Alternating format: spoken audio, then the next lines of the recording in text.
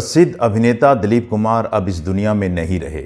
जिंदगी की एक शानदार पारी खेलने के बाद उनके अलविदा के साथ ही बॉलीवुड के गोल्डन ईरा का पर्दा भी गिर गया। सुपरस्टार अमिताभ बच्चन का कहना है कि जब भी भारतीय सिनेमा का इतिहास लिखा जाएगा तो इसमें समय का विभाजन दिलीप साहब से पहले और दिलीप साहब के बाद के रूप में होगा। फिल्म अभिनेता दिलीप कुमार ने जिस बेमिसाली के साथ अपना रील और रियल जीवन जिया है वह हमेशा याद रखा जाएगा। जिस गरिमा, जोश और जिंदा दिली के साथ उन्होंने अपनी जिंदगी की पारी खेली है उनको एक नहीं हजार सलाम हैं। फिल्मी दुनिया ही नहीं पूरे संसार में उनके चाहने वालों की कोई कमी नहीं है। उनकी शानदार अदाकारी, जादुई पर्सनैलिटी और आत्मीयता से भरी आवाज़ हर किसी का दिल जीत लेती थी। प्रसिद्ध अभिनेता धर्मेंद्र तो उन्हें अपना किसी मेले में बिछड़े हुए भाई की तरह प्यार करते थे। उनके चमकते दमकते जीवन से किसी भी व्यक्ति को ये 4 बातें ज़रूर सीखनी चाहिए। ये वो 4 बातें हैं जो आप अपने जीवन में अपनाकर अपने जीवन के दिलीप कुमार भी बन सकते हैं। दोस्तों, अगर अभी तक आपने मेरा YouTube चैनल को सब्सक्राइब नहीं किया है तो इसे सब्सक्राइब कीजिएगा। आपका साथ मेरे लिए बहुत मायने रखता है और इस वीडियो को आप ज़्यादा से ज़्यादा लोगों तक शेयर कीजिएगा और स्वयं भी इसे लाइक कीजिएगा। तो चलते हैं उन 4 बातों की ओर जो हमें दिलीप साहब से सीखनी चाहिए। पहली बात, हमेशा अपना 100% दें। फिल्म की शूटिंग के दौरान जब भी कोई सीन ओके हो जाता है तो वो फाइनल माना जाता है, किंतु अगर हम बात करें दिलीप साहब की, तब तक रीटेक लेते रहते थे जब तक वे खुद संतुष्ट नहीं हो जाते थे, क्योंकि उनका मानना था कि डायरेक्टर या लोगों का ओके कहना कोई मायने नहीं रखता है। मायने यह रखता है कि आपने अपना 100% दिया है या नहीं दिया है। इस बात को गांठ बांध कर अपने पास रख लें। कोई भी काम करें उसे इतनी संजीदगी से और इतने शानदार ढंग से करें कि आप अपने आप से कह सकें ये सीन ओके है। दिलीप साहब की दूसरी बात जो हर किसी को अपने दिल में बसा कर रखनी चाहिए वो है प्रोफेशनलिज्म। जी हाँ, प्रोफेशनलिज्म।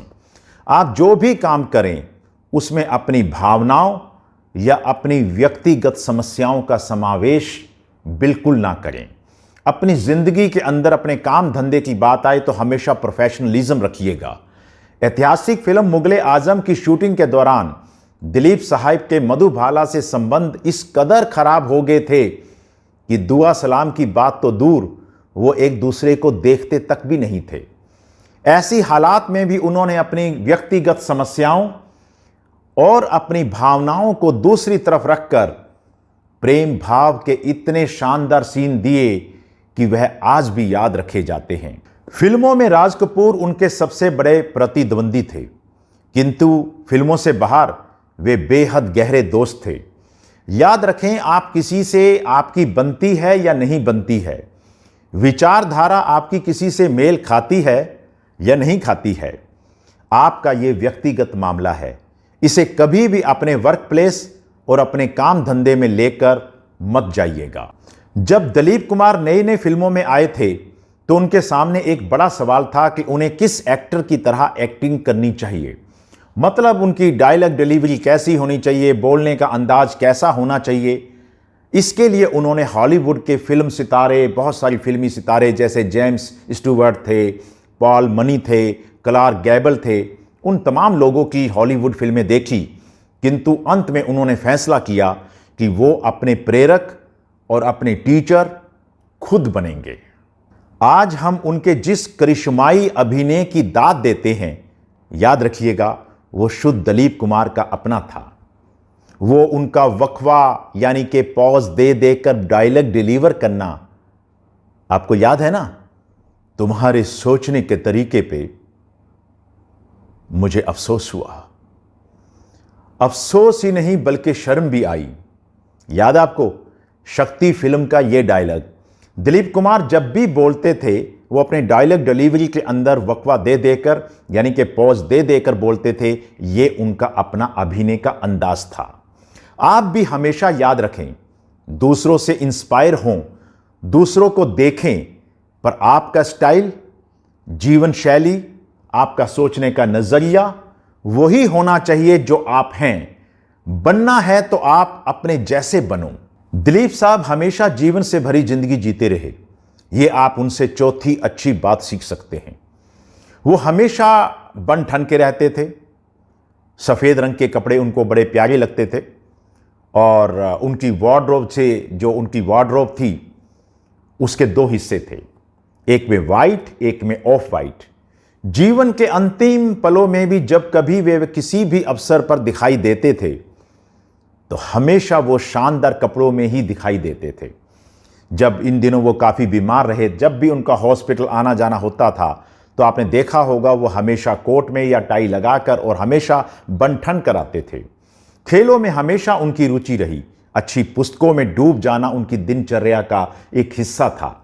घर में परिवारजनों के साथ प्रैंक खेलना तो कभी शुद्ध क्लासिकल गीत और संगीत सुनना और सुनते सुनते दिन बिताना, ये दिलीप साहब की आदत में शुमार था। अपनी जीवन संगनी सायरा बानो को वो हमेशा पलकों पर बिठा कर रखते थे। सायरा बताती हैं कि अगर उन्हें वो एक गिलास पानी भी देते थे तो उनके पीने तक इंतजार करते रहते थे और उनको देखते रहते थे और फिर खुद ही गिलास संभालते थे। वहीं सायरा भी उन्हें अपना कोहिनूर बताती हैं और उनका ध्यान भी हमेशा वो कोहिनूर की तरह रखती हैं। हम सब लोग 8 घंटे सोते हैं या आराम करते हैं और 8 घंटे का समय हम अपने काम धंधे को यानी कि अपनी जॉब को देते हैं और शेष 8 घंटे आप किस तरीके से बिताते हैं, इसी से पता चलता है कि आपकी क्वालिटी ऑफ लाइफ क्या है। ये हमेशा शानदार और जीवन से भरी होनी चाहिए।